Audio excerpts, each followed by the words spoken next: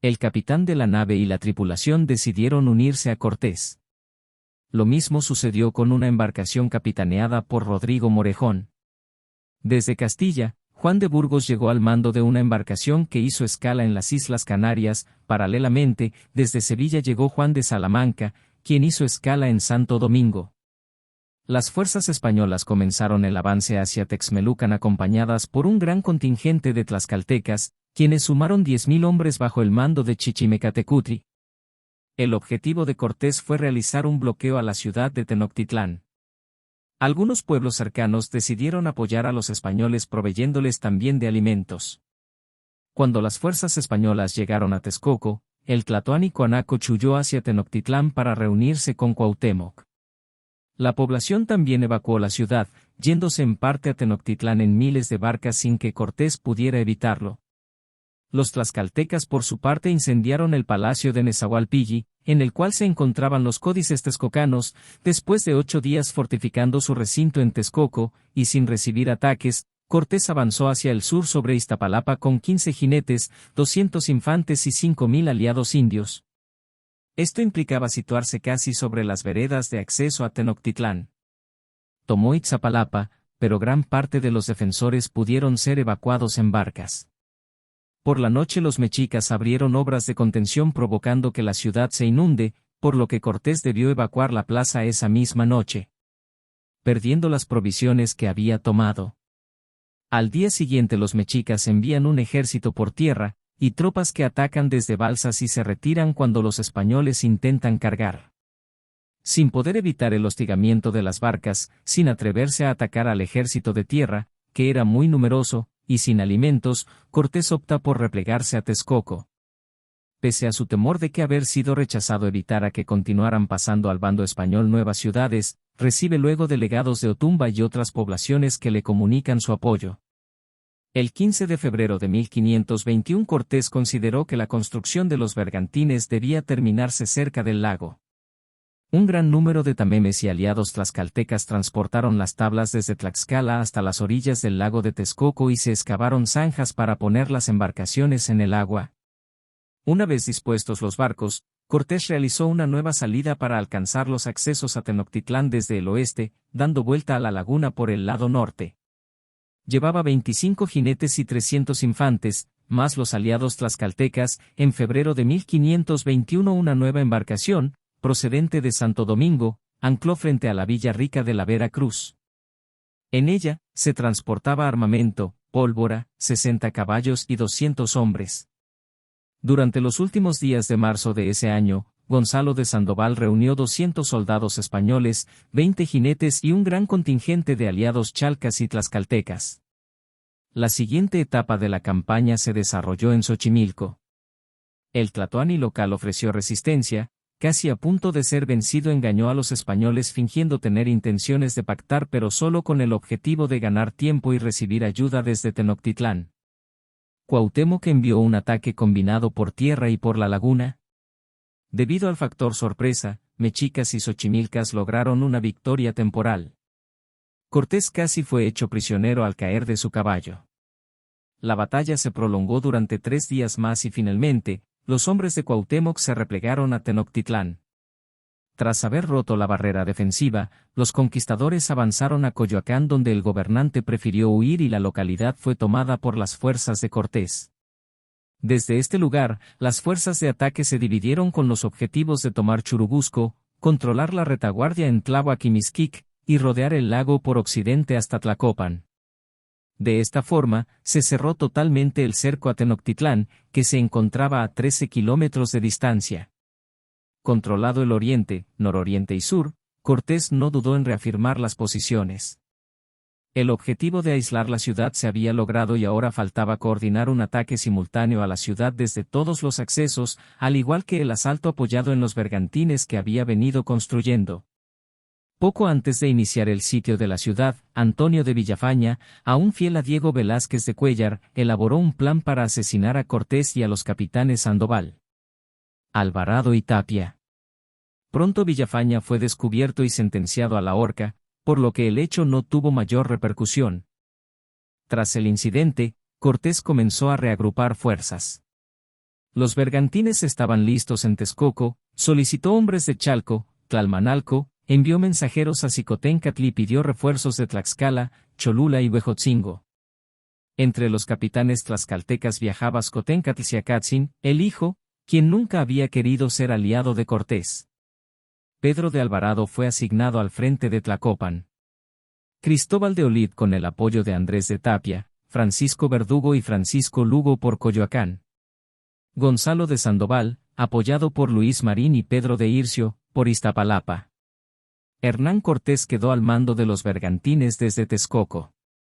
Antes de iniciar el ataque se supo que Xicoténcatl no se encontraba en su posición. Cortés aprovechó la ocasión para acusarlo de traición y lo sentenció a morir en la horca el 12 de mayo de 1521. Cortés siempre desconfió del capitán tlaxcalteca, quien había opuesto fuerte resistencia en las guerras confrontadas antes de ser aliados, y con esta acción preventiva quiso eliminar la posibilidad de que sus más fuertes aliados se volvieran en su contra. Se dio la orden de cortar los suministros de agua dulce que llegaban a México Tenochtitlán desde Chapultepec. Los mexicas trataron de impedirlo en un férreo combate que perdieron. Comenzaron las batallas, por las aguas del lago de Texcoco, por las calzadas y los puentes en una forma coordinada. Sandoval cubrió también el área de Tepeyac. Al principio las bajas por ambos bandos eran semejantes, tanto atacantes como defensores tenían organizadas sus acciones. La estrategia de los conquistadores era destruir los puentes y albarradas de comunicación a la isla de México Tenochtitlán y con los bergantines provocar incendios en las poblaciones, de tal suerte que no hubiera forma de abastecer comida y agua a los sitiados. La estrategia de los mexicas fue reconstruir y defender el paso de los puentes y albarradas, de vez en cuando enviaron escuadrones para contraatacar a los cuarteles de los conquistadores. Contrario a las costumbres de los mexicas, quienes usualmente no combatían durante la noche, las confrontaciones se llevaron a cabo a toda hora. La última ofensiva externa de las fuerzas leales a los mexicas provenía de los malinalcas.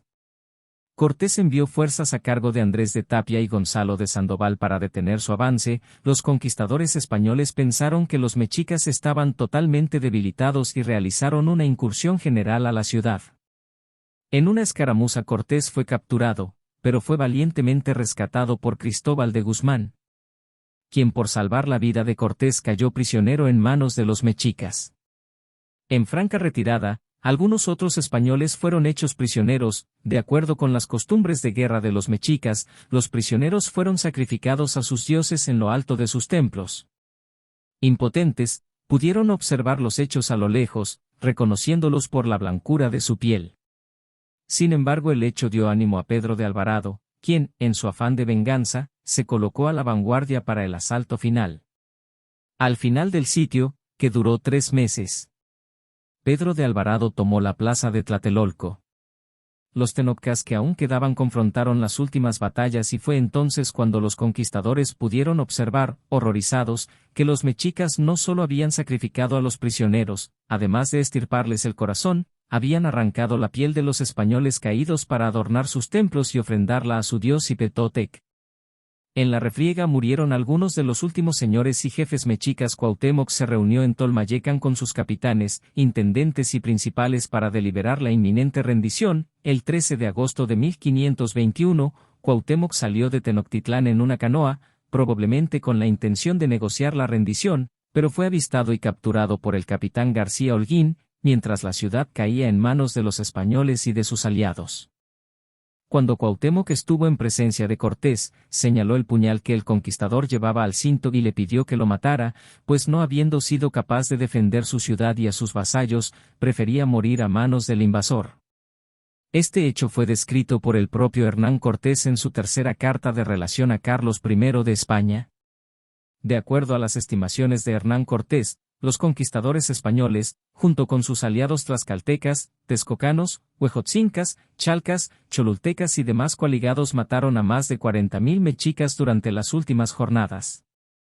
Sin contar los que mató el hambre y la pestilencia, y Cortés tuvo a 200,000 hombres, 900 españoles, 80 caballos, 17 tiros de artillería, 13 bergantines y 6,000 barcas. Murieron 50 españoles y 6 caballos. Los castellanos se reunieron en el palacio del señor de Coyoacán, pues en Tenochtitlán el hedor era insoportable. Organizaron un banquete con vino, carne de cerdo, carne de pavo y tortillas de maíz en abundancia y al día siguiente celebraron misa. A Cortés no le interesaba en ese momento la muerte de Cuauhtémoc. Prefirió utilizar ante los mexicas su reconocimiento como tlatoani, aunque en realidad ya era súbdito del emperador Carlos V y del propio Cortés. Así lo hizo con éxito, aprovechando la iniciativa y el poder de Cuauhtémoc, a quien le restituyó el estatus de noble mexica. Respetado y bien tratado pero cautivo, para usar su prestigio y autoridad a fin de gobernar a los vencidos, asegurando la colaboración de los mexicas en los trabajos de limpieza y restauración de la ciudad. Lo primero que ordenó fue restablecer el suministro de agua potable a la ciudad. La reconstrucción de Tenochtitlán se realizó al estilo renacentista europeo para convertirla más tarde con el nombre de México, en la capital de la Nueva España. Que fue el primer virreinato de las Indias, la codicia por el oro no se hizo esperar y no conforme con 380,000 pesos oro ya fundido en barras, el tesorero Julián de Alderete exigió el tormento de Cuauhtémoc, para que éste confesase dónde se escondía el resto del tesoro de Moctezuma Xocoyotzin. Fue entonces cuando a Tetlepanquetzaltzin y Cuauhtémoc les untaron los pies de aceite acercándoselos al fuego. Aquel se quejó con Cuauhtémoc del martirio y éste le respondió: ¿acaso estoy yo en algún deleite o baño? Años más tarde en España, recayó en Hernán Cortés la culpabilidad de permitir el martirio. Se hizo entonces el recuento de los tesoros y se separó el quinto real, el cual incluía oro, perlas, plata, tarros, platos, ídolos de oro así como figuras de peces y pájaros, ropas lujosas de sacerdotes, plumas exóticas, animales vivos como aves, jaguares y esclavos. Alonso de Ávila y Antonio de Quiñones fueron los que llevaron este cargamento en 3 carabelas, pero fueron asaltados por corsarios franceses comandados por Jean Fleury cerca de las Islas Azores. Todo el quinto del rey fue robado y los españoles fueron hechos prisioneros. Ávila fue puesto en libertad 2 años más tarde. Entre los conquistadores se realizó la repartición de oro. Descontando el pago a la corona, el porcentaje de Cortés, los gastos de expedición y los altos pagos de algunos capitanes. La suma a repartir entre la tropa solo alcanzó los 70 pesos. La cantidad era ridícula, pues en ese tiempo una espada tenía un costo de 50 pesos. Para conseguir nuevos tesoros y subir el ánimo de los hombres, Cortés organizó de inmediato nuevas expediciones. De esta forma evitó una rebelión, el caudillo español solicitó el envío de frailes o sacerdotes evangelizadores. Mientras tanto se estableció en Coyoacán, a donde llegó su mujer, Catalina Juárez, la Marcaida, quien falleció al poco tiempo. Cuando en 1522 se recibió en la Nueva España la autorización correspondiente por parte del rey, Hernán Cortés comenzó la asignación de tierras a los soldados y capitanes participantes de las campañas, usando el régimen de encomiendas. En los 4 años posteriores realiza 11 expediciones, 4 años después de la conquista del imperio. En una expedición ocurrida en 1525, enterado Cortés de la rebelión de Cristóbal de Olid, decide viajar hacia las Cibueras a pesar de tener pocos españoles en Tenochtitlán y llevar con él en el viaje, como medida preventiva ante una posible sublevación, a Cuauhtémoc y otros nobles mexicas. Suscríbete, activa la campana de notificaciones y acompáñanos en esta emocionante aventura de creatividad, cultura y descubrimiento. Al cruzar el afluente del río Grijalva, las huestes de Cortés tuvieron que construir una serie de puentes para lograr atravesar la zona del actual municipio de Candelaria, en el actual estado de Campeche. En el lugar fue recibido por el gobernante, quien comerciaba cacao, algodón, sal y esclavos. La reunión fue pacífica y el gobernante local ayudó a la expedición a continuar su camino. Por su parte, Cortés le entregó una carta o salvoconducto para mostrar a posibles futuras expediciones españolas, en la cual se hacía constar el acuerdo de paz logrado. Poco después Cortés sospechó de una posible sublevación simultánea por parte de los mexicas tanto en el viaje como en la ciudad. Por tal motivo, dentro de la jurisdicción de los mayas chontales, en un punto llamado Itzamcanac, se realizó la sentencia y ejecución por ahorcamiento del último Xiuhí Tlatoani Cuauhtémoc. También fueron ejecutados el señor de Tlacopan Tetlepanquetzal. Este hecho ocurrió el día 28 de febrero de 1525. Esta acción preventiva fue utilizada en España como un argumento en contra de Hernán Cortés, por los seguidores de Diego Velázquez de Cuéllar y ha sido criticada a través de los siglos por los historiadores, debido en parte a ausencias frecuentes de Cortés y también a permanentes intrigas. Sus enemigos intrigaron en la corte del emperador Carlos V, acusándolo de detraer oro del quinto real y del reparto a los conquistadores y sospechando que había dado orden de envenenar a su esposa Catalina Juárez y a varios de los enviados con provisiones reales, con el objeto de restar poder a Hernán Cortés. Se le confió el gobierno a la primera Real Audiencia de México, a Beltrán Nuño de Guzmán y 4 oidores, la cual entró en funciones los primeros días de 1528. Ese mismo año, Carlos I de España también nombró a Nuño de Guzmán como gobernador de la provincia de Pánuco y como capitán general de la Nueva España en 1529. A veces se le ha presentado a menudo como un conquistador cruel que cometió atrocidades en nombre de la expansión española. El legado de Cortés es complejo. Por un lado, su expedición contribuyó al mestizaje y la creación de una nueva cultura en América Latina que fusionó elementos indígenas y españoles. Por otro lado, la conquista tuvo un alto costo humano y cultural para las civilizaciones indígenas. Esta controversia continuará siendo objeto de debate en el futuro, ya que diferentes generaciones y corrientes de pensamiento continúan evaluando su impacto en la historia y la identidad de México y España.